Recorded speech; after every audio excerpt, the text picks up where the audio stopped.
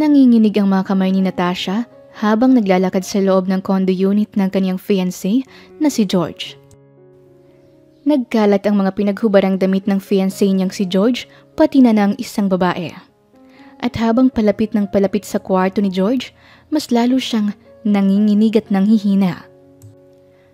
Marahan niyang binuksan ang kwarto ni George at napaiyak na lang siya sa kaniyang nakita. Nakapatong ang hindi niya kilalang babae sa ibabaw ni George. Napapapikit pa ito dahil sa ginagawang paggalaw ng babae. "Mga hayop kayo! Ang bababoy niyo!" Malakas na sigaw ni Natasha sabay hagis ng cake na dala niya. Sapol sa mukha si George. Lumapit sa babae si Natasha at saka inumpog ang ulo sa pader. Napupuot siyang bumaling kay George sabay sipa sa hinaharap nito. Halos tumirik ang mata ni George sa sakit ng ginawang pagsipa ni Natasha sa kaniyang kaligayahan. Malalaking hakbang ang ginawa ni Natasha palabas ng kondo ni George. Habang nagmamaneho, doon na umiyak nang umiyak si Natasha. Huminto siya sa isang tabi dahil nanlalabo na ang kaniyang mga mata. Pumunta siya sa kaniyang kondo at saka kumuha ng mga gamit. Tinawagan niya ang kaibigan niya sa probinsya dahil doon niya muna balak manatili. "Ang hayop naman ng fiancé mo. Di ba 3 araw na lang kasal niyo na? Paano niya nagawang lokohin ka?" Galit na sambit ni Jane na kaniyang kaibigan. Kumuha ng panyo si Natasha at saka pinunasan ang kaniyang mga luha. Namamagana ang kaniyang mga mata kaiiyak. "Hindi ko alam kung bakit niya ginawa yun. Lahat naman binigay ko, lahat ng kailangan niya. Nandyan agad ako para punan to. Pero nagawa pa rin niya akong lokohin. Ang nakakapagtaka lang, sa tagal namin ay ngayon ko lang siya nahuling may iba. Sa tagal kasi naming nagsasama, never ko siyang nakitaan ng sign na lolokohin niya ako. Kasi nga 'di ba? Halos araw-araw na kaming magkasama.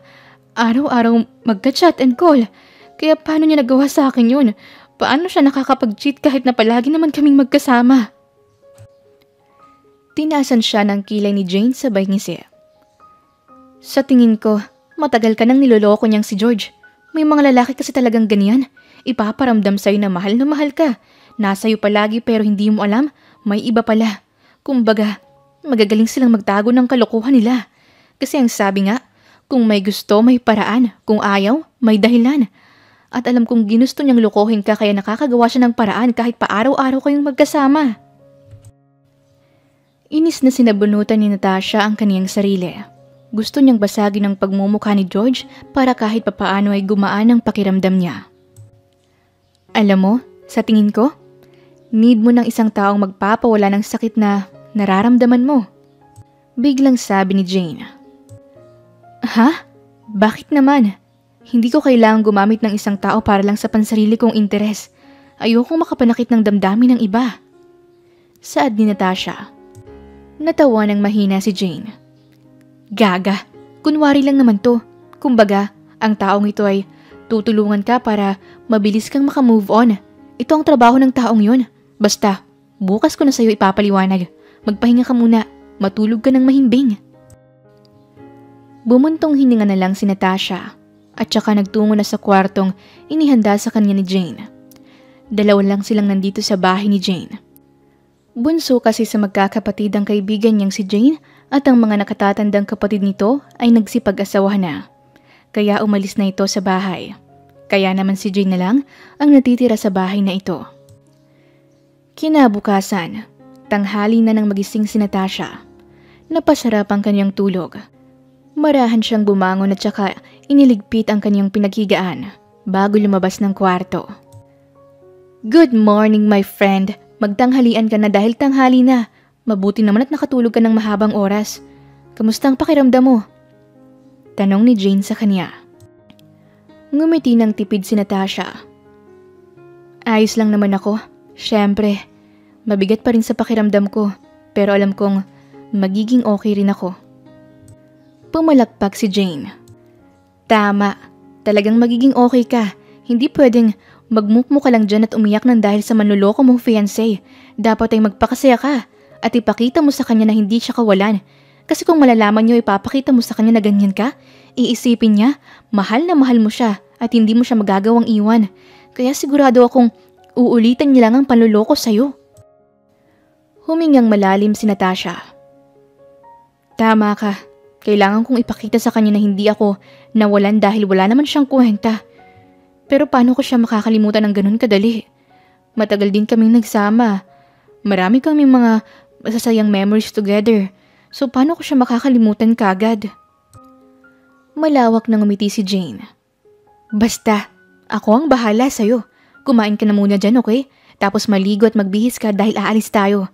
Pupunta tayo sa taong tutulungan ka para makalimot. Tumango na lang si Natasha bilang pagsang-ayon. Naniniwala naman siya sa kaibigan niya na matutulungan siya nito. At gusto na rin talaga niyang makipaghiwalay na kay George.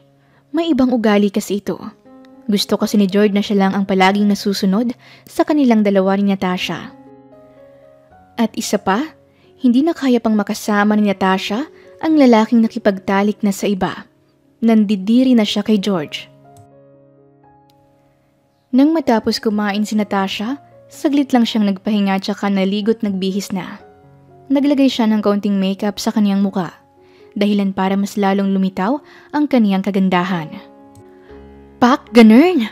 Ang pretty mo naman, my friend. Halika na, aalis na tayo. Magiliw na sambit ni Jane sabay hatak kay Natasha. Nagpatianod na lang si Natasha. Naglakad lang silang dalawa patungo sa isang simpleng bahay ngunit malinis ang paligid. Mula sa bahay na yon, lumabas ang isang lalaking may matipunong katawan at guwapong muka. Nagtama ang kanilang paningin kaya naman napakurap siya. Uy, Sian! Mabuti na lang at nandito ka. Ipapakilala ko nga pala sa iyo ang kaibigan kong si Natasha. Siya ang magiging client mo. Niloko siya ng fiancé niya at gusto niyang makalimutan ang siraulong yun. Sambit ni Jane sabay lakad palapit sa lalaki. Matamis nang initian ni Sian si Natasha. Naglakad ito palapit sa dalaga sabay lahad ng kamay. Napalunok si Natasha. Hello, Miss Beautiful. I'm Sian the Handsome. At ako ang bahala sa'yo para makalimutan mo ang lalaking nanloko sa'yo. Nice to meet you. Sabi ni Sian sabay kindat. Alanganing ngumiti si Natasha sabay tanggap ng kamay ni Sian. Hi, I'm Natasha. Nice to meet you. Sian, ikaw na munang bahala kay Natasha. Ipaliwanag mo sa kanya kung anong gagawin mo para matulungan siya. Tumingin si Jane kay Natasha sabay kindat. Okay, sige. Ako nang bahala. Sagot naman ni Sian. Sige, alis na muna ako, Natasha. Pupunta lang ako saglit sa palengke. Huwag kang mag-alala. Mabait yang si Sian. Matagal ko nang kilala at kaibigan ko na rin. Paniniguro ni Jane. Napatango na lang si Natasha. Sumenya si Sian na pumasok muna siya sa bahay nito. Pagpasensyahan mo ng bahay kong to. Sa tingin ko kasi, mayaman ka. At hindi ka sanay sa ganitong bahay. Ito kasing bahay na to, sa mga magulang ko pa. Kaso wala na silang parehas dahil sa malubhang sakit. Balik kaming dalawa na lang pala ng kapatid kong babae ang nandito. Pagkwekwento ni Sian. Naupo sa isang upuan na gawa sa kawayan si Natasha. Ayos lang, hindi naman ako maarte. At isa pa, kahit na maliit ang bahay niyo at may kalumaan na, malinis naman to. Oo, talagang hindi ko hinahayaang maging madumi ang bahay na to. Medyo maarte kasi ako kahit na lalaki ako. Siguro, yun ang natutunan ko sa mga magulang ko. Si mama kasi nung nabubuhay pa, ayaw na ayaw niya ng kalat. Palagi niya akong pinapagalitan kapag may nakikita siyang kalat dito sa bahay. Hanggang sa nasanay na lang ako na maglinis palagi. Tumango-tango si Natasha. Okay nga yun, nakakahanga ang isang lalaking kagaya mo. Nga pala, ilang taon na ang kapatid mo? 12 years old na siya. Graduating na siya ng elementary this year. Gusto kong makapagtapos ang kapatid ko na yun. Kaya ginagawa kong lahat para mapagtapos siya. Sabi ni Sian sabay ngiti. Napangiti na rin si Natasha. Nararamdaman niyang totoo ang sinasabi ni Sian sa kanya. Hello, Kuya Sian. Sabi ng batang babae na kamukha ni Sian. Oy, Lynn, kumain ka na dyan. Nakapagluto na ako. Talagang tanghali kang nagising ha. Nagpuyat ka na naman oh. Humagikik lang ang batang si Lynn at pagkatapos ay bumaling ito kay Natasha sabay ngiti. Hello po ate ganda, client po ba kayo ni kuya? Magalang nitong tanong. Napatingin si Natasha kay Sian sabay tango ng alanganin. Oo, client nga ako ng kuya mo. Nag-aalang ang sagot ni Natasha. Nagliwanag ang mukha ni Lynn sabay palakpak. Yehey! May pambayad na ako para sa school project ko. Huwag ka pong mag-alala ate. Magaling po si Kuya Sian sa pagtanggal ng pain sa inyong heart. Alam niyo po ba, makakalimutan niyo kung sino ang nanakit sa damdamin niyo po. Natawa na lang si Natasha sabay kamot sa kaniyang batok. Ganun ba? Mabuti nga yun para mabilis akong makamove on. Talagang mabilis po kayong makaka-move on dahil magaling po ang kuya kong magpakilig. Pagmamalaki pa ni Lynn. Narinig ni Natasha ang pagtawa ni Sian. Lynn, napakadaldal mo talaga kahit kailan. Sige na, kumain ka na. Huwag kang mag-alala sa school project mo. Ako nang bahala doon. Yay! The best ka po talaga Kuya Sian. Kaya love na love kita eh. Niyakap ni Lynn ang kaniyang kuya bago siya nagtungo sa kusina para kumain. Nakangiting pinagmasdan naman ni Natasha ang magkapatid. Bigla tuloy siyang nalungkot. Wala kasi siyang kapatid. Nag-iisang anak lang siya. Wala na rin ang daddy niya at ang mami niya lang ang kaniyang kasama ngayon. Pero wala nang balak pang magkaroon ng ibang asawa ang mami niya dahil na mahal nito ang kaniyang daddy.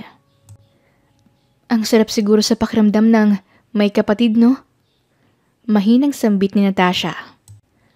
Ha? Bakit? Wala ka bang kapatid? Tanong ng binata sa kanya. Marahang tumango si Natasha. Oo nag-iisang anak lang ako, kaya medyo malungkot sa bahay kapag mag-isa lang ako. Yung mga pinsan ko naman, mga busy din, kaya minsan lang kami nagkikita-kita. Nakakalungkot nga yun, huwag kang mag-alala. Nandito naman ako para pasayahin ka. Ani Sian sabay ngiti. Tinaasan siya ng kilay ni Natasha. Hindi ko pa pala naitatanong, ano bang gagawin mo para mapasaya ako? Wala namang kaso sa akin ng bayad. Basta gusto ko lang maging masaya at makalimutan kagad ang fiancé kong manloloko. Kumuha ng upuan si Sian at saka naupo sa harapan ni Natasha. Hinintay naman siya ni Natasha na magsalita. Bale ganito.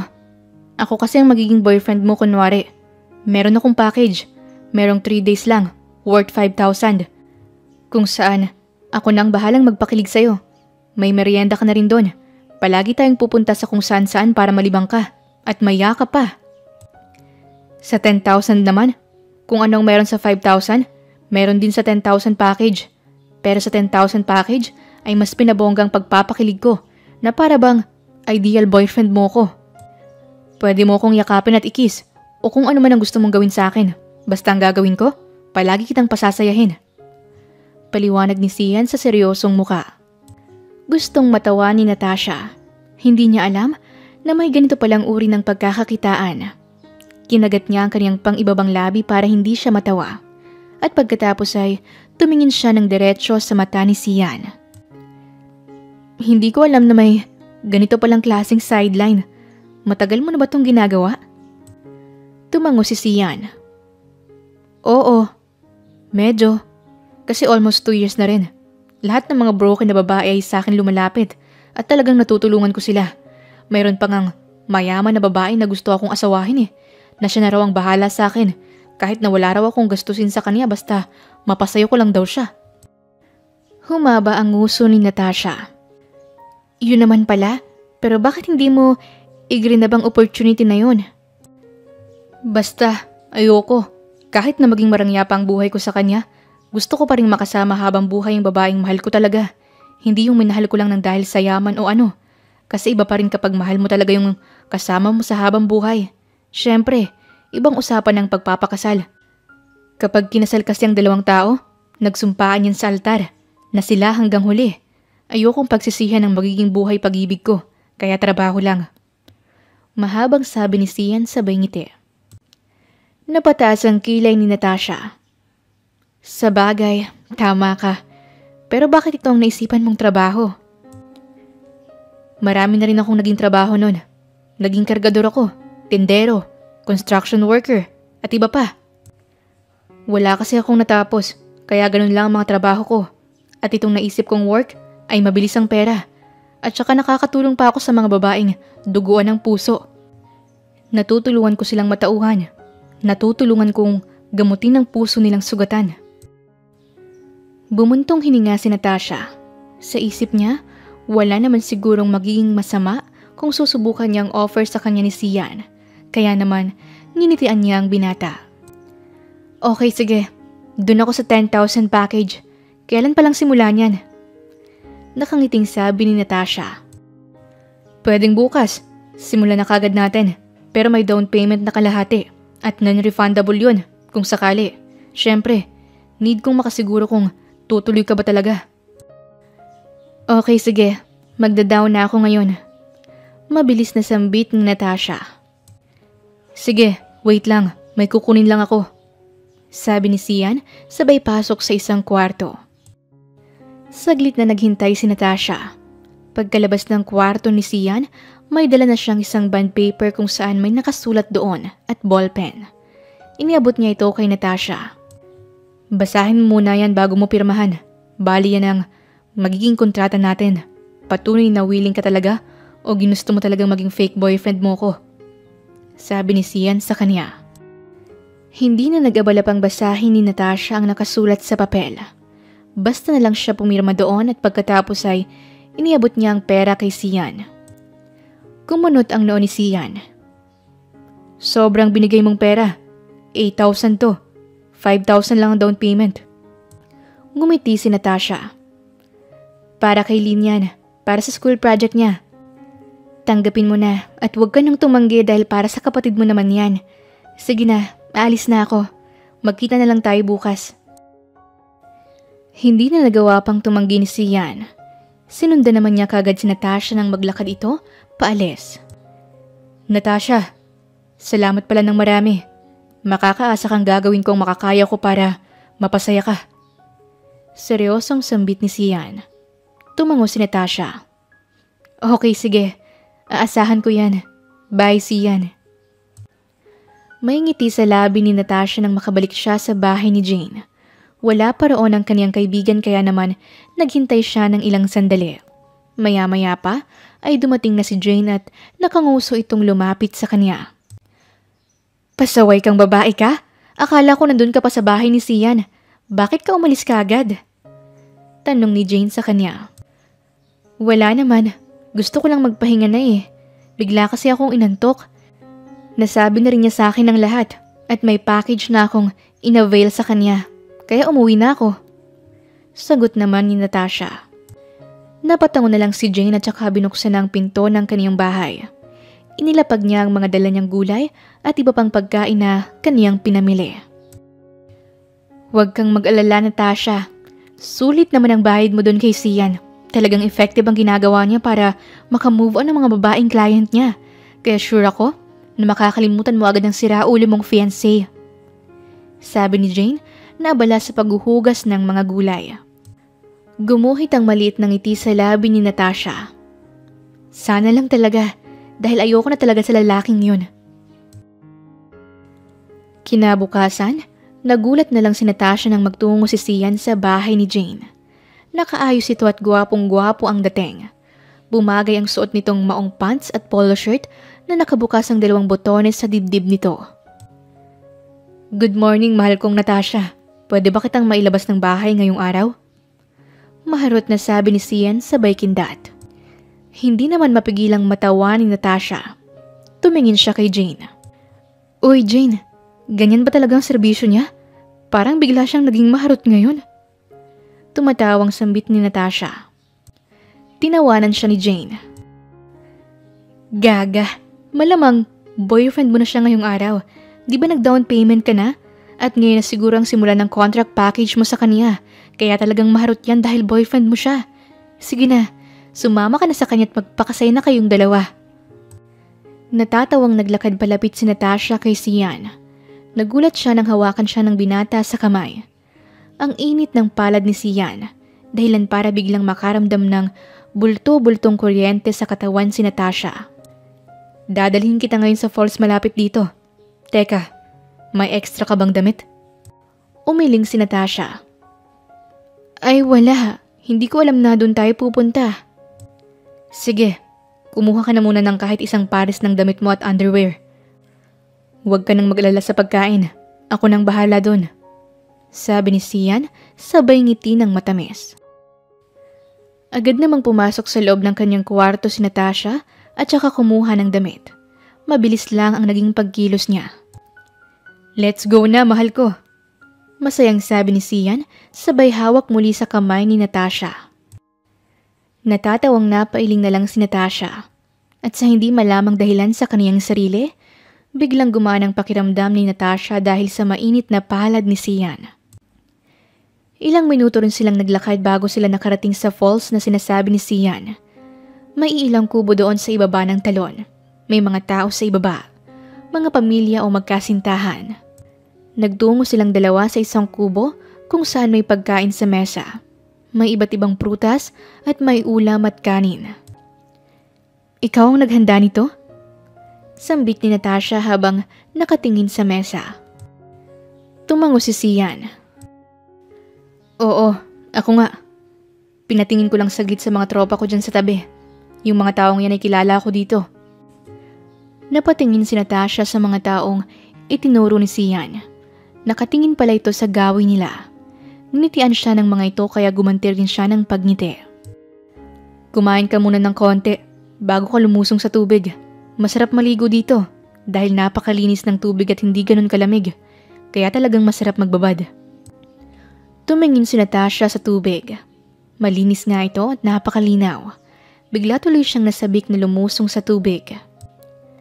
Matapos kumain ni Natasha ay lumusong na siya. Tuwang-tuwa siyang lumangoy habang si Sian naman ay nakabantay sa kanya. Halika na dito, sabayan mo na akong lumangoy. Pag-aaya niya kay Sian. Mamaya na, titingnan muna kita saglit. Baka kasi hindi ka marunong lumangoy. Para masagip kagad kita. Natawa si Natasha. Ha? Ako? Hindi marunong lumangoy? Baka ikaw. Gusto mo? Magkarirahan pa tayo sa paglangoy eh. Pagmamayabang ni Natasha. Talaga? Sige, game ako dyan. Sambit ni Sian at saka lumusong na sa tubig. Nagsimula na silang dalawa sa pabilisan sa paglangoy. Natatawa na lang si Natasha kapag nauunahan niya si Sian. Grabe, ang bilis mong lumangoy. May lahi ka bang sirena? Hinihingal na tanong sa kanya ni Sian. Well, mahilig kasi akong magpunta sa dagat o di kaya sa mga pool outing. Bata pa lang ako. Marunong na akong lumangoy dahil nag-swimming class ako. Ah, okay. Kaya pala ang galing mong lumangoy. Tara, paunahan pa tayo ulit. Sabi ni Sian, sabay lusong ulit sa tubig. Nagsimula na ulit silang lumangoy. Nauna namang muli si Natasha. Nagtaka naman ang dalaga dahil hindi na umandar si Sian sa kaniyang pwesto. Sian? Kinakabahang sambit ni Natasha, sabay lapit sa lalaki. Napatingin pa sa paligid si Natasha. Nagtaka siya dahil biglang nawala ang tao sa paligid. Silang dalawa na lang ang naiwang naliligo. Sian! Sian! Malakas na tawag ni Natasha sa binata. Nang makalapit si Natasha kay Sian, agad niya itong dinala sa mababaw na bahagi ng tubig. Binalot siya ng kaba dahil nakapikit na lang si Sian at tila ba hindi humihinga. Sian! Sian, ano ba? Gumising ka! Naiiyak na sigaw niya kay Sian. Sinimulang ipump ni Natasha ang dibdib ni Sian at pagkatapos ay ginawa na rin niyang mouth-to-mouth resuscitation. Sian! Gumising ka dyan! Akala ko ba magaling kang lumangoy? Umiiyak na sambit ni Natasha. Nanlaki na lang ang mata ni Natasha nang biglang tumawa ng malakas si Sian. Marahan itong tumayo at mapanlokong tumingin sa kanya. Grabe, ang sarap mong humalik. Pwede bang ulitin mo pa? Pilyong saad ni Sian. Binalot ng matinding inis si Natasha. Kaya naman malakas niyang nasampal si Sian. Halos tumabingi naman ang mukha nito. Aray ko, grabe ka namang manampal. Sobrang sakit. Daing ni Sian sabay hawak sa kaniyang pisngi na namumula. Napakurap naman si Natasha sabay hawak sa pisngi ni Sian. Hala, sorry. Hindi ko naman sinasadyang mapalakas. Ikaw naman kasi. Pinakaba mo ako masyado. Akala ko kung ano na nangyayari sa'yo. Akala ko nalunod ka na. Nakangusong sabi ni Natasha. Tinawanan siya ni Sian. Sorry na. Gusto lang kitang asarin. Dapat nga paiiyakin lang kita tapos doon ko lang imumulat ang mata ko. Kaso nagulat lang ako nang halikan mo ko. Pero ang saya pala. Ang lambot ng labi mo. Pakiramdam ni Natasha ay namumula na ang kanyang muka dahil nag-init ang kanyang pisngi. Napatingin siya sa makinis na pisngi ni Sian na ngayon ay may bakat ng palad niya. Napakagatlabi siya. Sorry Sian, bumakat yung palad ko sa mukha mo. Sambit ni Natasha sabay yuko. Mahinang tumawa si Sian. Ayos lang, hindi rin kasi magandang naging biro ko. Tara na sa kubo. Kumain tayo ulit. Bigla akong nagutom eh. Mabilis na tumayo si Sian at saka naglakad na patungo sa kubo. Napalunok naman si Natasha nang mapatingin siya sa malapad na likod ng binata at napakagatlabi na lang siya nang humarap ito. Litaw na litaw kasi ang six-pack abs ni Sian. Huwag mo naman masyadong titigan ng katawan ko, Natasha. Para akong nangihina sa pagtitig mo eh. Pero pwede mo namang matikman yan. Dahil 10,000 package naman ang kinuha mo sa akin. Ano, game ka ba? Dito natin gawin? Maharot na sabi ni Sian. Pinanlakihan siya ng mata ni Natasha. Hoy, tumigil ka nga. Ang landi mo. Humagalpak ng tawa si Sian. Suggestion ko lang naman. Basta sabihan mo lang ako kung gusto mo akong matikman ha. Willing naman ako magpatikim sa'yo. Hindi na lang umimik si Natasha. Nagtungo na lang siya sa kubo at saka kumuha ng kaniyang pagkain dahil nagugutom na siya. Naisip niya na nagutom siya kalalangoy. Pagsapit ng hapon, umuwi na silang dalawa. Nag-enjoy si Natasha sa pagligo nila. Kaya naman pakiramdam niya ay gusto na niyang maidlip kahit sandali. Nag-enjoy ka ba sa paglangoy mo kanina? Tanong ni Sian habang naglalakad sila. Oo, sobra. Ang sarap lumangoy ng lumangoy. Ang linis kasi ng tubig. At saka hindi pa sobrang lamig. Pero bakit pala kakaunti lang ang tao sa falls na yun? Tanong ni Natasha. Marami kasing mga anyong tubig dito. Sa di kalayuan may ilog. Tapos sa kabilang banda, may dagat. Kaya marami silang pwedeng puntahan. At saka sa falls na yun, may sinasabing mga matatanda na may engkanto doon. Nangunguha na lang bigla ng kahit na sino. Kaya naman, kakaunti lang din ang naliligo. Nangasim ang mukha ni Natasha. Ha? Engkanto? Naniniwala ka sa ganun? Umiling si Sian. Syempre hindi no. Wala namang patunay kung may mga engkanto ba o wala. Basta hindi ako naniniwala sa ganyan. Kahit sa aswa nga hindi eh. Alam mo naman dito sa probinsya, lahat pinaniniwalaan. Pero sa multo, naniniwala ako. Nagpaalam na si Sian kay Natasha. Kumaway pa ito bago tuluyang naglakad palayo. Nakangiting sinundan ng tingin ni Natasha ang binata na naglalakad palayo. Kumusta naman ang first day mo with Sian? Masaya ba? Mukhang hindi ko na yata kailangan magtanong dahil nakikita ko na sa mukha mo eh. Sambit ni Jane na lumitaw sa harapan ni Natasha. Masaya naman. Nakakatanggal siya ng stress kausap. Masaya siyang kausap. Pero puro kalokohan ang alam. Medyo gumagaan ang pakiramdam ko. Sabi ni Natasha habang nakangiti. Oo, ganun talaga siya. Masaya siya kausap. Talagang matatanggal ang stress mo dahil marami siyang nasasabi. Tama ka. Pero bakit hindi mo siya gusto? I mean, nagkagusto ka ba sa kanya dati o hindi? Tanong ni Natasha sa kaniyang kaibigan. Mabilis na umiling si Jane. Hindi eh. Gusto ko lang siya bilang kaibigan. Pero boyfriend o ano? Hindi. Ayoko kasi sa lalaking maingay. Gusto ko yung may pagkamisteryo at tahimik. Ang bongga mo naman pala. Pero ayos lang yan. May mga ganyan talagang babae. Parang ganyan din si George. Tahimik at misteryoso pero niloloko na pala ako. Mapait na sambit ni Natasha. Hinawakan siya sa balikat ni Jane. Hayaan mo na yon, huwag mo nang intindihin. Wala namang magandang naidudulot sa iyong pag-iisip sa lalaking yon. Hindi mo dapat siya pag-aksayahan ng panahon para isipin. Tumango na lang si Natasha at saka pumasok na sa loob ng bahay. Naisip niya bigla si Sian. Naalala niya bigla ang ginawa niyang paghalik sa binata dahil sa pag-aakalang nalunod ito. Lihim siyang napangiti. At ewan niya ba, pero biglang hinanap ng kanyang labi ang mga labi ng binata.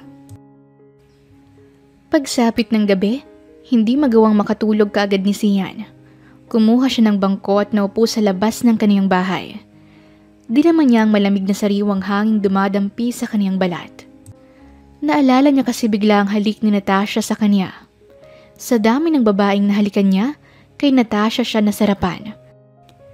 Hoy, bakit ka nakangiti dyan? Para kang timang. May niisip ka na namang kalokohan o? O baka naman, naiisip mo ang babaeng kliyente mo, yung taga Maynila. Sabi ng kararating na si Kobe.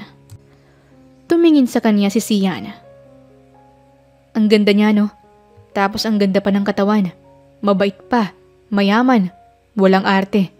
Hindi kagaya ng ibang mayayamang babae pero nagawa pa ring lokohin. Ano kayang pumasok sa gagong lalaking yun para magawang lokohin pa si Natasha? Almost perfect na nga ito. Alam mo, may mga ganyan talagang lalaki. Marami niyan sa Maynila. Siguro, nagsawa siya kay Natasha dahil mabait. Gusto siguro ng lalaking yun na makatikim ng babaeng may thrill o wild ika nga. Sabi naman ni Kobe. Asar na tumawa si Sian. Sira ulong lalaki. Tapos kapag sila naman ang niloko ng babaeng pinagpalit nila, magagalit sila, mga baliw. Hindi marunong makontento sa isa. Kung ako ang mahal ni Natasha, hindi ko sasayangin ang pagmamahal niyang yun. Kung ganun naman pala, kunin mo na ang puso niya. Tutal, wala na yata siyang balak makipagbalikan sa boyfriend niya. Fiancé niya yata yung lalaki. Yun ang sabi ni Jane. Sabi ni Sian. Okay. Fiancé na pala pero nanloko pa. Dapat dun, pinapatay na eh. Sabi ni Kobe sabay tawa. Natawa na lang din si Sian. Inisip niya bigla si Natasha. Naisip niya kung mahimbing na ba itong natutulog. Samantala, hindi pa dinadalaw ng antok si Natasha kaya naman naisip niyang lumabas. Naupo siya sa duyan na gawa sa gulong. Masaya siyang nagduduyan mag-isa. Psst! Rinig ni Natasha na sit-sit kaya naman agad siyang lumingon sa kanyang likuran. Ngunit walang tao kaya naman napalunok siya. Malalim siyang huminga at saka pinakalma ang sarili. Muli niyang inugoy ang duyan. Psst! Psst! Inihinto ni Natasha ang duyan. Nanindig ang kaniyang balahibo at tila ba maiiyak na siya. Kinakabahan na siya. Takot kasi talaga siya sa multo. Ilang saglit pa, malakas na napatili si Natasha nang may yumakap sa kanya. Tinakpan ni Sian ang kanyang bibig sabay tawa ng malakas. Nang mapagtanto ni Natasha na si Sian ang lalaking yumakap sa kanya, sinipa niya ito sa binte. Aray ko! Nagtatalong sambit ni Sian dahil masakit ang ginawang pagsipa sa kanya ni Natasha. Nataranta naman si Natasha sabay lapit kay Sian. Tiningnan niya ang binti ng binata na sinipa niya. Bagya itong namula kaya naman napakagatlabi siya. Ikaw naman kasi, nananakot ka. May pagsitsit ka pang nalalaman dyan. Alam mo namang natatakot ako sa mga multo. Akala ko tuloy may multo na. Parang batang sambit ni Natasha, sabay iyak. Hindi naman inaasahan ni Sian na iiyak si Natasha kaya naman niyakap niya ito.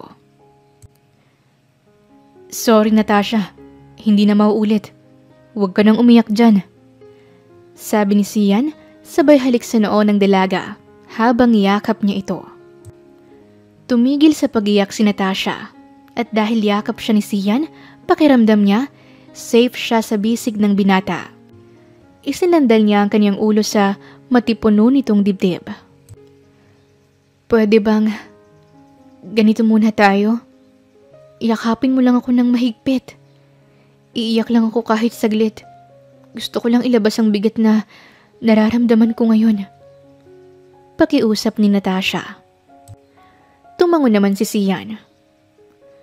Oo naman, ilabas mo lang yan para naman makahinga ka kahit papaano. Mahirap yan kung hahayaan mong nasa loob mo lang yan. Dahil doon, nagsimula nang maiyak si Natasha. Iniyak niya ng iniyak ang bigat sa dibdib niya. Hinagod naman ni Sian ang kanyang likod. Ilang minuto rin silang nasa ganoong posisyon hanggang sa si Natasha na ang kumalas sa pagkakayakap. Maraming salamat, Sian. Parang totoong boyfriend na talaga kita. Ang gaan pala sa pakiramdam kapag nailabas mo ang sakit, no? Para akong nabunutan ng tinik. Sambit ni Natasha sabay pahid ng kanyang luha. Huwag mo na lang kasing isipin ng lalaking yon. Ako na lang isipin mo. Napatingin si Natasha kay Sian sabay kurap ng ilang beses. Isipin kita? Tumango si Sian. Oo, ako munang isipin mo. Kasi ako munang boyfriend mo, di ba? Para kahit papaano, mabura sa isipan mo ang lalaking yon. Ngumiti si Natasha. Sige, susubukan kong isipin na ikaw ang mahal ko. Tipid na ngumiti si Sian sabay hila kay Natasha. Dinala niya ito sa papag na nakapwesto sa ilalim ng malaking puno. Alam mo ba na minsan, dito ako natutulog. Nagugulat na lang ako kinabukasan. Nandito na pala ako nakatulog. Sabi ni Sian nang humiga siya sa papag. Kumunot ang noo ni Natasha. Ha? Bakit ka nandito pala? Tropa ko kasi yung kapatid na lalaki ni Jane. Palagi akong natambay dito para makipagkwentuhan o inuman sa kapatid niya. Kaso umalis na eh. Nabuntis niya kasi ang girlfriend niya kaya ayun, umalis na sila dito at naiwang mag-isa si Jane. Pagkwekwento ni Sian. Okay. Mabuti hindi ka nilalamok dito. Sabi naman ni Natasha. Hindi naman. Baka ayaw ng lamok sa dugo ko o baka naman wala talagang lamok dito. Masaya ring matulog dito. Malamig. Kaya talagang solid ang pagtulog ko. Humiga na rin sa tabi ni Sian si Natasha. May kaunting espasyo sa kanilang pagitan. Bumuntong hininga si Natasha at saka tumingin sa mga bituin sa itaas. At saka napapikit na lang siya nang umihip ang malamig na simoy ng hangin. May joke ako sa'yo. Biglang sabi ni Sian. Tumingin sa kanya si Natasha. Ano yun? Merong 3 lalaki ang tumalon sa tubig. Ilan ang nabasa ang buhok? Tumaas ang kilay ni Natasha. Lahat sila, syempre. Mababasa silang lahat kasi tumalon sila sa tubig. Ngumisi si Sian. Mali. Kumunot naman ang noo ni Natasha. Ha? Bakit naman mali? Huwag mong sabihin na nakakatapak sila sa tubig kaya hindi sila nababasa. Umiling si Sian. Mali. Walang nabasa ang buhok kasi kalbo silang lahat. Ilang segundong nakatitig si Natasha kay Sian bago siya tumawa ng malakas. Ano kaya yon? Ang pangit naman ng joke mo? Sambit ni Natasha habang tumatawa. Pangit daw, pero tawa ka naman ng tawa. Okay, next. Anong maraming sakay? Jeep o ambulansya? Umirap si Natasha. Tinatanong pa ba yan? Malamang jeep. Sa ambulansya kasi, ilang tao lang ang pwede. Yung kamag-anak lang o malapit na tao sa pasyente. Basta, kaunti lang ang sakay ng ambulansya dahil hindi naman yung public transportation. Ngumisi si Sian sabay iling. Mali ka ulit. Lumaki ng bahagya ang butas ng ilong ni Natasha. Ha? Anong mali doon? Tama lang naman ang sinabi ko ah. Baka sabihin mo maraming nadisgrasya kaya maraming sakay sa ambulansya.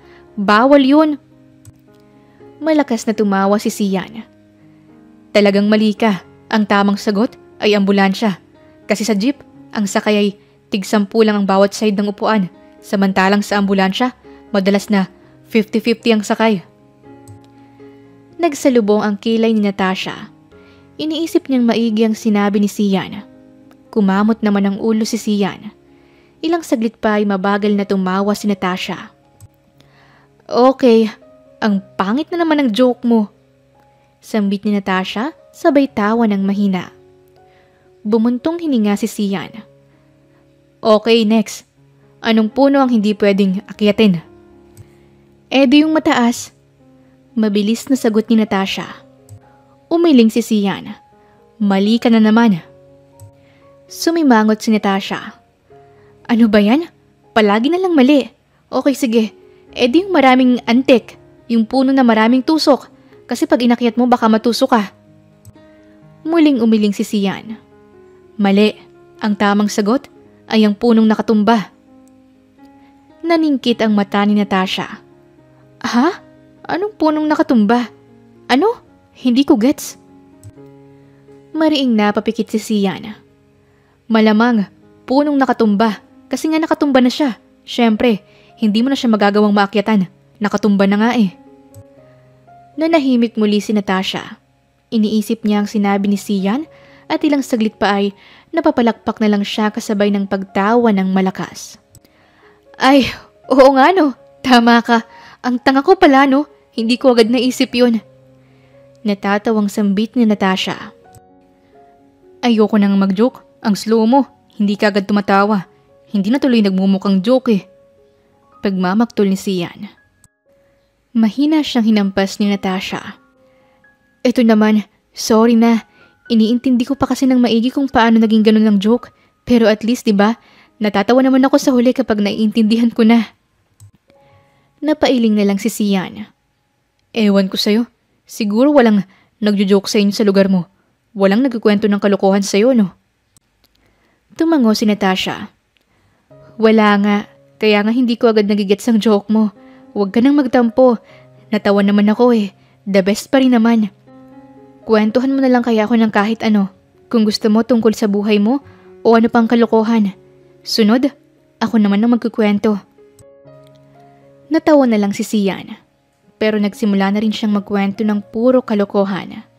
Tawa naman ang tawa si Natasha sa mga kwento ni Sian sa kanya.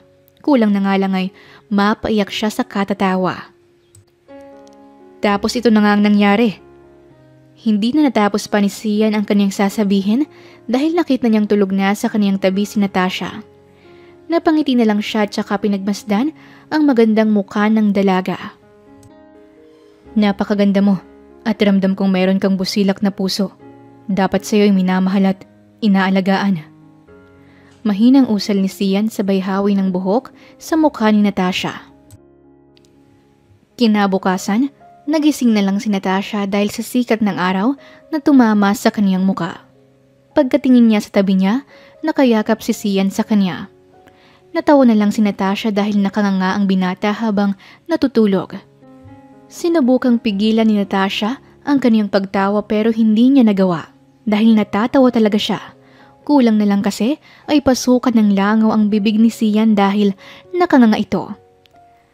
Dahil lumakas ang pagtawa ni Natasha, nagising tuloy si Sian. Bakit ka tumatawa? Naalimpungatang sabi ni Sian sabay kusot ng kaniyang mata. Napahawak si Natasha sa kaniyang tiyan. Natatawa kasi ako sa itsura mo habang tulog. Nakabukas kasi ang bibig mo. Ang sarap pasukan ng langaw. Sambit ni Natasha sabay tawa ulit. Grabe ka naman sa akin. Ikaw nga tululaway pero hindi ko tinatawanan. Sabi ni Sian sabay nguso. Napahawak tuloy si Natasha sa kaniyang bibig. May basa nga roon. Ibig sabihin, tumulo nga ang laway niya. Tila napahiya si Natasha sa kaniyang ginawang pang-aasar kay Sian. Mabilis niyang pinunasan ang laway niya sa gilid ng labi. Sorry na. Hindi ko lang talaga mapigilang matawa eh. Sambit ni Natasha sa malambing na boses. Okay lang. Sige na. Uuwi muna ako sa bahay. Kita na lang tayo mamaya. Bye na po mahal ko. Sambit ni Sian sabay halik ng mabilis sa pisngi ni Natasha. Nagulat naman si Natasha sa ginawang yun ni Sian pero hindi naman siya umalma pa. Sa halip ay napangiti na lang siya. Pagsapit ng hapon, nagtungo sa parang sina Natasha at Sian. May dalang telang pangsapin si Sian kung saan naupo sila sa ilalim ng lilim ng malaking puno. Inilapag ni Sian ang dala niyang merienda at pagkatapos ay umakyat siya ng puno para kumuha ng mangga. Hoy! Bumaba ka nga dyan! Baka malaglag ka pa! Nag-aalalang sigaw ni Natasha sa binata. Tinawanan lang siya ni Sian. Huwag kang mag-alala, mahal ko. May lahi po akong unggoy, kaya basic lang sa akin to. Mayabang nasambit ni Sian. Kinakabahang nakatingin si Natasha kay Sian. Siya ang sumasalo sa mga manggang napipitas ni Sian. Ilang sandali pa ay bumaba na ng puno si Sian dahil marami-rami na rin siyang napitas na mangga. Ang galing mo namang umakyat ng puno. Alam mo bang hindi pa ako nakakaakyat ng puno? Saad sa malamyos na boses ni Natasha. Oh, talaga? Kahit nung bata ka pa? Gulat na tanong ni Sian. Agad na tumango si Natasha. Oo, hindi pa talaga ako nakakakit sa kahit anong puno. Nung bata pa kasi ako, bantay sarado ako ng mga yaya ko. Siyempre, ayaw nila akong masugatan o madapa, kaya hindi talaga ako nakakit ng puno.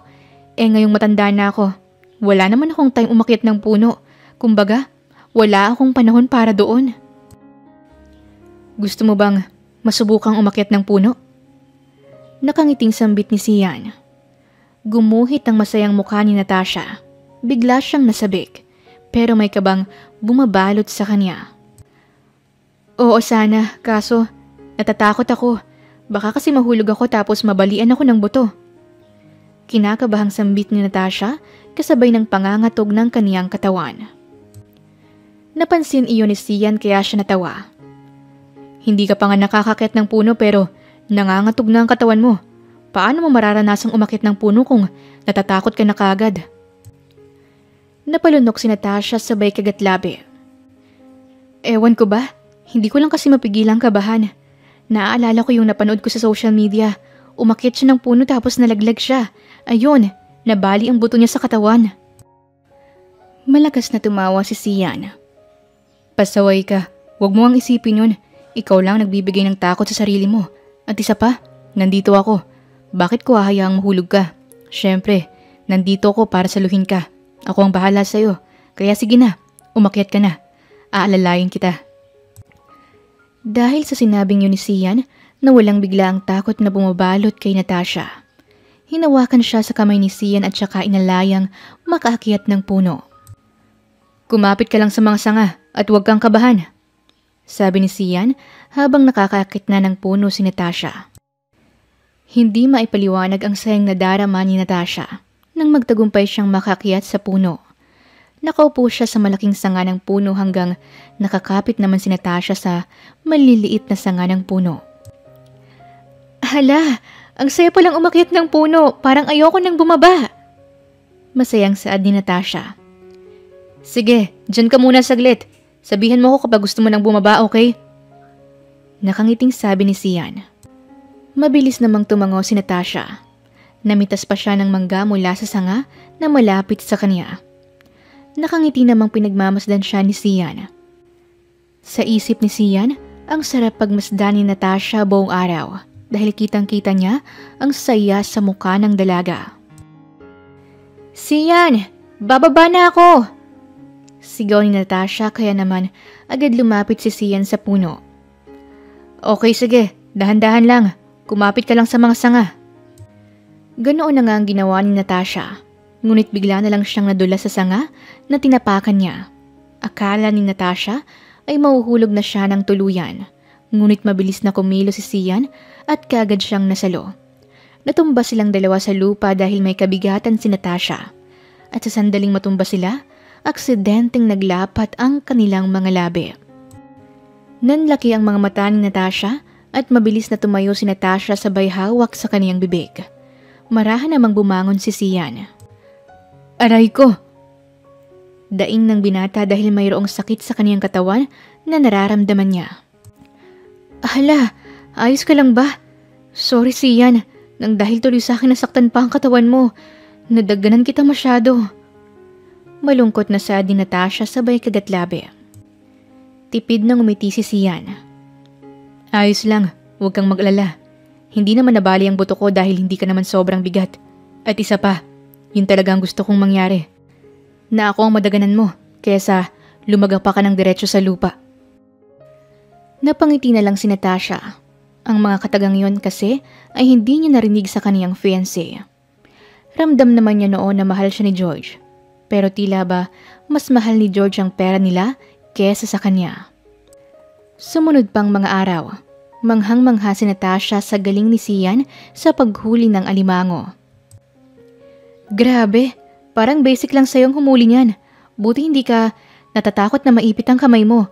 Masakit yan makaipit eh. Sambit ni Natasha sabay tingin sa hawak nitong alimango. Umiling si Sian. Hindi naman. Tara na sa bahay. Ipagluluto kita ng ginataang alimango. Naglahad ng kamay si Sian. Mabilis naman yung tinanggap ni Natasha. Magkahawak kamay silang naglakad patungo sa bahay ni Sian. Pagkarating nila doon, agad na nag-asikaso ng kaniyang lulutuin si Sian. Nakatingin lang si Natasha sa kanya. Alam mo, bilib ako sa'yo. Halos marunong ka sa lahat ng gawain. Papuri ng dalaga sa binata. Ngumiti ito sa kanya.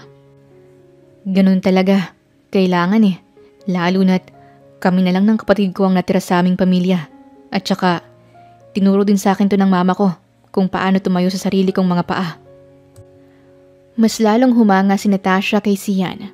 Ibang-iba kasi ito kay George na halos lahat na lang ay isusubo sa kanya. At ang nakakainis pa, masyado itong nagpapakalunod sa pera. Luto na ito, kumain na tayo. Sambit ni Sian at saka inasikaso na ang kanilang pagkain. Si Natasha ang nag-request na maghugas ng kanilang pinagkainan. Enjoy na enjoy si Natasha sa paghuhugas ng kakaunting plato. Matapos niyang maghugas, hinanap niya kagad si Sian. Sian? Sian! Nasaan ka? Sigaw niya, sabay lakad palabas ng bahay nito. Nakita niyang naliligo ito sa tabi ng poso. Bawat bomba ni Sian, malakas na tubig kaagad ang lumalabas. Tila nagniningning ang mga mata ni Natasha nang makita niya ang poso. Kaya naman, agad siyang nagtungo doon. Sian, gusto ko ring maligo dito. Magiliw na sambit ng dalaga. Sigurado ka ba? Oo nga, bilis na. Ako muna ang magbobomba nitong poso. Nasasabik na sabi ni Natasha. Natawa na lang si Sian at saka hinayaan na lang siya. Pagkatapos ay binuhusan siya ni Sian ng tubig sa katawan. Humagikhik si Natasha at gumanti rin ng pagbuhos. Naghabulan silang dalawa habang nagbabasaan ng tubig. Sa mga oras na yon, sobrang saya ni Natasha. Saya na kahit kailanman ay hindi niya nadama kay George. Nang maabutan siya ni Sian ay kaagad siya nitong niyakap ng mahigpit at saka dinampian ng halik sa labi. Nanlaki ang mata ni Natasha at napagtanto naman ni Sian ang kaniyang ginawa. Kaya bumitaw siya ng yakap kay Natasha at bahagyang napaatras. Sian. Malamyos na saad ni Natasha sabay kabig kay Sian. Marahan niyang hinalikan si Sian. Halik na tila ba sabik na sabik siyang gawin yon sa binata. Buong puso namang tumugon sa kanya si Sian kasabay ng pagbuhat nito sa kanya. Hindi napansin ni Natasha na nasa loob na pala sila ng bahay ni Sian. Dinala siya nito sa banyo. Naputol saglit ang kanilang halikan. Nagkatinginan silang dalawa at muli siyang siniil ng halik ni Sian. At sa banyong yon, pinagsaluhan nilang dalawa ang mainit na sandali. Samantala, tila nagbago ang itsura ng ina ni Natasha na si Emily. Dahil kasi ito sa labis na pag-aalala sa kanyang anak na si Natasha. Tita, nahanap mo na po ba si Natasha? Malumanay na sambit ni George. Matalim niya itong tinitigan. Sa tingin mo ba, nahanap ko na ang anak ko? Hindi ako naniniwalang wala kang kinalaman sa pagkawalang bigla ni Natasha. Kilala ko ang anak kong yun. Kapag meron siyang problemang mabigat, bigla na lang siyang maglalaho at babalik din. Kaya kapag nalaman kong may kinalaman ka sa pagkawala ng anak ko, hindi ka na makakatungtong pa sa kumpanya ko. Galit na sigaw ni Emily kay George. Bumuntong hininga si George sabay kuyom ng kamao. Sa totoo lang, Hindi naman talaga ganoon kalalim ang pagmamahal niya para kay Natasha. Pakiramdam niya kasi, ang boring ng buhay niya sa piling nito. Ang kumpanya lang nila Natasha ang pinakasadya niya, kaya hindi niya magawang iwan si Natasha. Lumipas pa ang ilang araw. Kinailangan ng bumalik ni Natasha sa kanila dahil alam niyang nag-aalala na ang kaniyang ina. Natasha, babalik ka pa ba dito? Malungkot na sad ni Sian sabay hawak ng mahigpit kay Natasha. Pilit na ngumiti si Natasha kahit na gusto nang bumagsak ng kaniyang luha sa mata. Oo naman, babalikan kita. At sa pagbalik ko dito, hindi ka na magpapanggap na boyfriend ko. Magiging totoo na ang lahat. Mahigpit na niyakap ni Sian si Natasha na tila ba ayaw na niya itong pakawalan. Aasahan ko yan ha. Babalikan mo ako dito. Pagbalik mo, ihanda mo ng sarili mo. Dahil alam mo na ang gagawin ko sa'yo ha. Paliligayahan kita hanggang sa tumirik muli ang mata mo. Saad ni Sian sabay tawa. Umirap si Natasha. Tumirik ba ako? Oo, mas tirik pa sa araw. Natawa na lang si Natasha, sabay yakap muli kay Sian. Hinalikan niya ito sa labi bago tuluyang naglakad palayo. Nagpaalam na rin si Natasha sa kaibigan niyang si Jane. At habang palayo na ng palayo si Natasha sa lugar nila Sian, bumibigat ang kanyang pakiramdam. Parang ayaw na niyang umalis sa lugar na yon, pero kailangan niya itong gawin. Mommy? Mahinang sambit ni Natasha nang makarating na siya sa kanilang bahay. Naluluhang naglakad palapit sa kanya si Emily. Mahigpit siya nitong niyakap. Tumulo na rin ang luha ni Natasha. Oh, anak ko, sobra akong nag-alala sa'yo. Akala ko kung ano nang nangyari sa'yo. Bakit ka ba umalis? Tumikim si Natasha. Nahuli ko pong may katalik si George sa condo unit niya. Ang sama niya, wala siyang kwenta. Tama nga ang hinala ko nung una pa lang. Mas mahalaga sa kaniyang pera, kaya talagang ang kumpanya natin ang habol niya. Nakuyom ni Emily ang kaniyang kamao. Huwag kang mag-alala anak. Magbabayad sa akin ang lalaking yun. Sige po mami, ikaw na po ang bahala sa kanya. Wala na rin po akong pakialam sa kanya dahil hindi ko na po siya mahal. May iba na pong nagmamay-ari ng puso ko. Sambit ni Natasha, sabay ngiti. Sigurado ka ba dyan anak? At sino naman ang lalaking ito? Tanong ni Emily sa kaniyang anak. Malawak na ngumiti si Natasha. Siya po si Sian. Nakilala ko siya dahil sa bahay po ako ni Jane nagstay sa probinsya. Napaka-responsable niyang kuya sa kaniyang kapatid. Ginagawa niyang lahat para mapunan ng pangangailangan nito. Halos lahat yata kaya niyang gawin. Napakasipag niya po at malinis pa sa bahay. Wala akong ibang naramdaman kundi saya habang kasama ko po siya, mami. Hinaplos ni Emily ang buhok ng kaniyang anak na si Natasha. Masaya ako para sa'yo anak. Masaya ako dahil hindi mo na kailangan pang iyakan ng matindiang walang kwentang lalaki na yon. At sa tingin ko, isang mabuting ang lalaki ang si Sian. Dahil bibihira lang sa isang lalaki ang responsable at masipag. Sa ngayon, gusto ko munang magbanding tayong dalawa. Kumain tayong dalawa ngayon sa labas habang ikunikwento mo sa akin kung ano ang nangyari sa'yo sa probinsyang pinuntahan mo. Mabilis na tumango si Natasha. Masaya siya dahil kasama na niya ang kanyang ina. Masaya rin siya dahil hindi tutol ang kanyang ina sa pagmamahal niya kay Sian. Kinabukasan ay nagtungo agad sila sa probinsya. Nagulat naman si Sian nang makita sina Natasha kasama ang mami nito.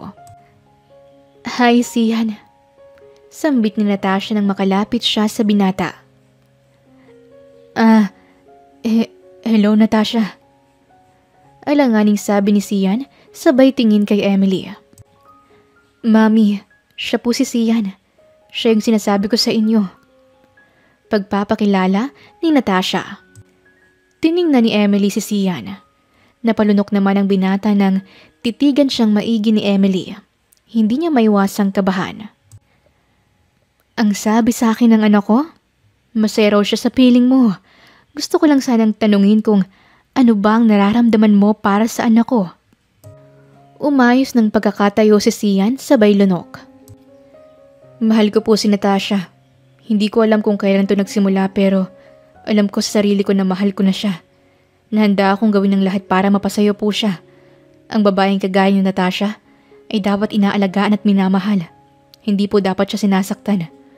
Wala man po kung kahit anong yaman na may pagmamalaki. Mamahalin ko naman po ng buong puso si Natasha. At kahit kailan ay hindi ko siya magagawang saktan. Buong tapang nasambit ni Sian. Mahinang pumalakpak si Natasha. Grabe naman yon, ang sarap sa ears. Mami, ano pong masasabi niyo? Pasado na po ba siya? Ngumiti si Emily. Well, pasado na. Nararamdaman ko namang seryoso siya sa mga sinabi niya. So, anong plano mo anak? Bumuntong hininga si Natasha, sabay tingin kay Sian. Mami, gusto ko pong magstay sa lugar na to. Masaya po kasi dito. Tahimik at talagang nakaka-relax. Tapos ang sariwa pa ng hangin. Marami pa akong pwedeng pagliguan sa lugar na to dahil malapit lang ang dagat at ilog. Okay, sige anak. Kung yan ang gusto mo, pumapayag na ako. Dadalawin na lang kita dito. Sa ngayon, kakausap ako ng tao ko para mapagawan kita ng bahay dito para naman maging komportable kayong dalawa. Saad ni Emily sabay ngiti. Thank you so much, Mommy. Magiliw na sambit ni Natasha sabay yakap ng mahigpit sa kaniyang ina. Maraming salamat po sa inyo, sabi naman ni Sian. Nagpahanda ng isang malaking salo-salo ang ina ni Natasha. Ang mga kapitbahay ni Sian, pati na ni Jane ay nakisalo rin sa malaking boodle fight na ipinahanda ni Emily. Masaya silang lahat habang kumakain. At sa mga sandaling yon, kitang-kita ni Emily kung gaano kasaya ang anak niyang si Natasha habang kayakap si Sian. Lumipas pa ang ilang araw. Nag-propose na si Sian kay Natasha. Gusto na niya kasing magkaroon ng assurance na magiging kanya na talaga si Natasha. Wow! Ang bilis mo namang mag-propose. Talagang mahal na mahal mo ko, no? Sambit ni Natasha habang nakatingin sa suot niyang singsing. Oo naman. Sobra. Ginayuma mo yata ako, kaya ganito na lang ako kabaliw sa'yo eh. Sabi ni Sian sabay kindat. Inirapan siya ni Natasha. Hoy, bakit ko naman gagawin yon? Ang sabihin mo, talagang nabighani ka sa taglay kong kagandahan. Tumawa si Sian. Siguro nga. Nga pala, pagpasensyahan mo na ang singsing na ibinigay ko sa'yo ngayon. Huwag kang mag-alala. Kapag nagkaroon ako ng maraming pera, ibibili kita ng gintong singsing. Hinawakan ni Natasha sa pisngi si Sian. Hindi ko kailangan ng mamahaling singsing. Kahit na maging gawa pa to sa plastic basta ba ang ibig sabihin ng pagbigay mo nito sa akin ay tanda ng pagmamahal mo. Ayos na ayos lang yun para sa akin. Hindi ko kailangan ng material na bagay. Ikaw lang ang kailangan ko. Ikaw lang, sapat ka na sa akin. Hinapit ni Sian sa bewang si Natasha at saka marahang hinalikan. Tumugo naman ng buong puso si Natasha. Pakiramdam niya ay nasa alapaap na siya ngayon dahil sa halik ni Sian sa kanya. Ilang buwan pa ang lumipas. Natapos ng pinapagawang bahay ni Emily para sa kanyang anak na si Natasha. Binigyan niya rin ng negosyo si Sian kung saan bumili siya ng lupa at mga hayop. Pag-aalaga ng hayop ang magiging kabuhayan ni Sian. Laking pasasalamat naman ni Sian at ilang buwan pa ang lumipas, dumami ang mga alagang hayop ni Sian. Sa kanya na bumibili ng mga baka, baboy at manok ang mga tao doon. Nagkaroon ng malaking ipon si Sian dahil sa pag-aalaga at pagbebenta ng hayop. At ang perang naipon niya ay ginamit niya para sa kanilang kasal ni Natasha. Mahal ko, hindi mo naman kailangang gumastos ng malaki para sa kasal natin. Okay na ako kahit sa simpleng kasal lang. Sambit ni Natasha habang nakayakap kay Sian. Mahal ko, hayaan mo na akong gumastos sa kasal natin. Gusto ko lang kasi na mabigyan ka ng magarbong kasal. Hindi ito pagmamayabang o ano paman, Kumbaga, gusto ko lang na patunayan sa'yo na kahit ganito lang ako, gagawin ko ang lahat para mapatunayan sa'yo na kaya kitang mahalin sa anumang paraan, na handa akong ibigay sa'yong lahat ng bagay na makakaya kong ibigay, lalong-lalo ng pagmamahal ko sa'yo. Nahaplos naman ang puso ni Natasha sa mga katagang yon, kaya naman mas lalo pang minahal ni Natasha si Sian. Maraming dumalo sa kasal ni Sian at Natasha. Ang lahat ng mga ito ay masaya para sa kanila. Nairaos ng masaya ang kanilang kasal. Ginanap ang honeymoon nila sa ibang bansa. Masayang masaya si Sian dahil nakapunta na rin siya sa ibang bansa. Wow! For the first time in forever, nakahawak din ako ng snow. Sabi ni Sian na abala sa paglalaro ng snow. Ate Natasha, thank you po pala dahil sa inyo. Nakarating kami dito ni Kuya. Napapanood lang namin to sa TV eh. Pero ngayon, nahahawakan na namin tong snow. Masayang sabi ni Lynn. Walang anuman, Lynn. Sige lang. Mag-enjoy lang kayo sa paglalaro ng snow. Mamaya ikakain tayo ng masarap sa restaurant sa bansang to. Kaya sige lang, maglaro ka lang na maglaro ng snow. Sambit ni Natasha habang nakangiti. Lumipas pa ang ilang taon. Naisipang bumalik sa pag-aaral ni Sian. Sinuportahan naman siya ni Natasha. At dahil sa kagustuhan talagang mag-aral ni Sian, ginawa niya ang lahat para siya ay makapasa at makapagtapos. Kaya naman, mabilis lang na lumipas ang mga taon. Nakapagtapos ng pag-aaral si Sian bilang seaman. Hindi naging madali para kay Natasha na mahiwalay sa kaniyang asawa. Pero gusto talagang makasakay ng barko ni Sian kahit na mayroon naman silang sapat na pera. Huwag kang mag-alala, mahal ko. Saglit na panahon lang, ay makakabalik na rin ako dyan. Makakasama na kitang muli. Ayos na sa akin ang saglit lang na makatungtong ng barko. Ang mahalaga ay natupad ko ang pangarap ko bilang marino. At lahat yun ay dahil sa'yo, mahal ko. Sambit ni Sian habang kausap si Natasha through video call. Naging worth it naman ang paghihintay at pangungulila ni Natasha kay Sian ng ilang taon. Nang makabalik ito sa bansa, hindi na muling sumampa pa sa barko si Sian. Para kasi sa kanya ay ayos na yon.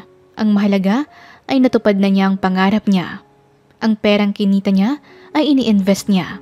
At ang iba naman ay binili niya ng lupa at iba pang mga hayop para sa kaniyang farm. Naging maginhawa ang buhay ni Sian at malayong malayo na ito sa buhay niya noon. Maraming salamat sa iyo, mahal ko. Salamat sa lahat-lahat. Napakalaki ng pinagbago ng buhay ko simula nang makasama kita. Kaya lahat ng ito ay para sa iyo. Saad ni Sian sabay haplos sa mukha ni Natasha. Walang anuman, mahal ko. Pero lahat ng naabot mo ngayon ay pinaghirapan mo talaga. Umagapay lang ako sa iyo at sumuporta. Kaya ikaw pa rin ang may gawa ng lahat kung bakit naabot mo ang mga pangarap mo. Kaya proud ako sa iyo, mahal ko. Proud na proud ako sa iyo. Nakangiting sambit ni Natasha, sabay palakpak ng mahina. Lumipas pa ang isang taon. Nabiyayaan na ng kambal na anak sina Sian at Natasha. Masaya silang dalawa dahil kambalagad ang naging anak nila. Nakangiting pinagmasdan ni Natasha ang kaniyang asawang si Sian na abala sa pakikipaglaro sa kanilang dalawang anak. Lumapit siya sa mga ito at nakisali na rin sa paglalaro. At sa oras na yon, wala nang mahihiling pa si Natasha. Dahil buo at masaya ang kanilang pamilya. Samantala naman ang ex niyang si George ay nabalitaan nilang nagkaroon ng malubhang sakit dahil sa pambababae nito. Walang karamay at walang nag-aalaga. At yon ang kanyang naging karma sa mga babaeng niloko at sinaktan niya. Wakas. Maraming salamat po sa inyong pakikinig sa kwentong ibinahagi namin ngayong araw. Muli, ito po si Inday Series at hanggang sa ating muling kwento. Maraming salamat po.